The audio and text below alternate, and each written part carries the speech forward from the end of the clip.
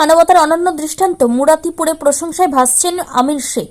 পবিত্র ঈদুল আজহাকে সামনে রেখে পূর্ব বর্ধমানের ভাতারের মুরাতিপুরে ঘটল এক হৃদয়স্পর্শী ঘটনা, যা মানবতার প্রতি মানুষের বিশ্বাসকে আরো দৃঢ় করেছে।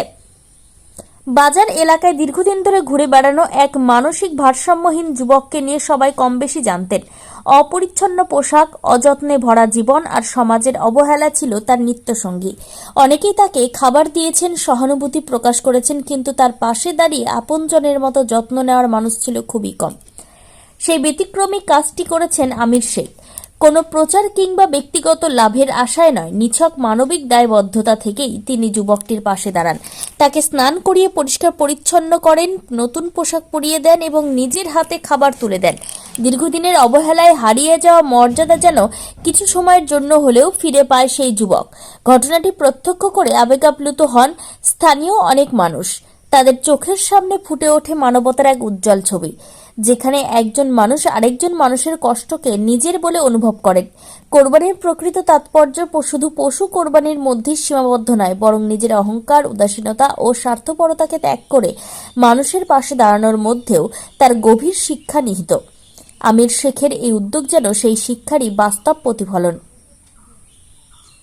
আজ মুরাতিপুরে মানুষের মুখে মুখে একটাই কথা, মানবতা এখনো বেঁচে আছে, কারণ সমাজে এখনো এমন মানুষ রয়েছেন যারা বাহ্যিক অবস্থা নয়, একজন অসহায় মানুষের ভেতরের মানুষটিকে দেখতে জানেন।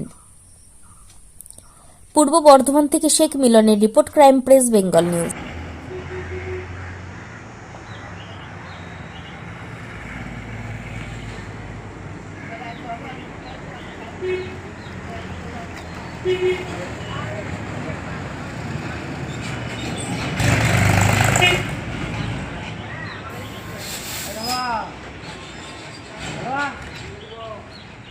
আজকে তো আপনারা দেখতেই পাচ্ছেন আমাদের মুরাতিপুর বাজারে একটি ছেলে মানসিক ভারসাম্য এবং কয়েক বছর ধরেই আছে এবং মুখে কথা বলতে পারে না।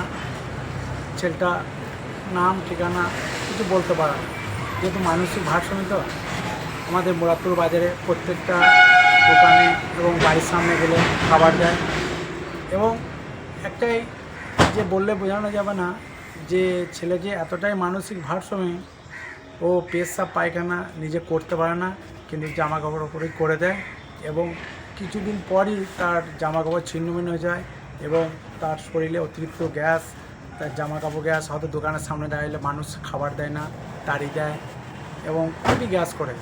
তা আমি মাঝে মাঝে চেঞ্জ করে দিই এবং 1 মাস অন্তত তার পরিষ্কার পরিচ্ছন্ন করে নতুন জামা কাপড় এবং খাবার দেয় এবং মুরাদপুরের প্রত্যেকটা দোকান ও বাড়ির সামনে গেলে খাবার দেয়। তাই ছেলেটা মানসিক ভারসাম্য দেখে খুবই খারাপ লাগলো এবং তাকে আজকে পরিষ্কার পরিচ্ছন্ন করে নতুন জামা কাপড় এবং খাবার দেওয়া হলো। এবং মুরাদপুরের বাজার ও গ্রামের মানুষ, প্রত্যেকটা মানুষ কিন্তু এই মানসিক ভারসাম্য ছেলেটাকে খাবার দেয় এবং ওই খাবার খেয়ে বেঁচে থাকে। এই কয়েক বছর ধরেই আছে। আমার নাম আমির শেখ, পশ্চিম মেদিনীপুরের পরিচয়, মুরাতিপুর।